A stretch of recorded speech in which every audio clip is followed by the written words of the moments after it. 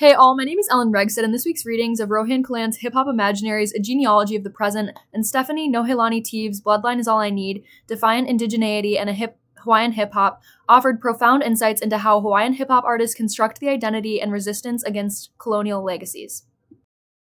Both authors focus on Hawaiian artists who are consciously using hip-hop as a medium for self-narration and political critique. Kailan defines this practice globally as existential resistance, where the mere fact of existence, socially surviving under oppressive conditions itself, becomes the primary site of cultural production through artistic representation and performance.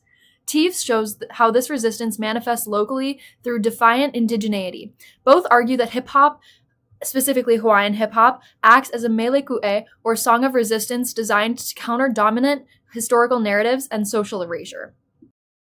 The primary difference lies in their focus and critique. Kailan uses the group Sudden Rush to show how hip-hop serves as a deliberate persecutor to political action, using language and cultural revival to articulate resistance and demand Hawaiian sovereignty. Teaves, focusing on MZ Cristillas, delves into the complexity and contradictions inherent in this modern resistance. She argues that while Cristillas challenges the emasculated happy native stereotype and highlights economic hardships in Hawaii, his performance simultaneously relies on the glorification of violence, heteropatriarchy, and the appropriation of Black urban aesthetics, a dynamic that risks complexity with the very systems of oppression it seems to fight. Cristillas' narrative, Teaves argues, is complicated because it uses colonial concepts like bloodline to assert indigenous pride and land claims. A key takeaway from both readings is the understanding of hip-hop as an enunciatory present, a space where marginalized groups and voices interrupt the dominant narratives of modernity and colonization to declare their political existence and forge new identities. For Hawaiian artists, this means linking their local struggle to global anti-imperialist movements. There were three main quotes that really stuck out for me this week. The first was from page 192 from Kalan.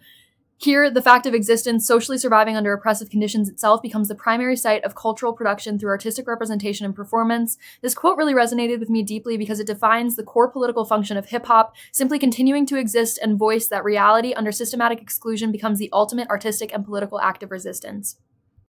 The second was from page 196, also from Kalan. Started with America, built from discretion, called the Indians savages, put them on reservations, then they took the African man from the motherland to another land, to work for the master's plan. This quote, citing Sudden Rush's lyrics, powerfully illustrates how Hawaiian hip-hop explicitly counters the colonial history by positioning the overthrow of the Hawaiian kingdom as part of a sustained systematic pattern for the American imperialism directed against Native Americans and African Americans, forging a clear sense of political solidarity. The last is from the other reading on page 210. Hawaiian hip-hop is a type of mele ku'e that communicates social realism in a local media environment that lacks public space to assert numerous perspectives. This defines the crucial role of hip-hop in Hawaii.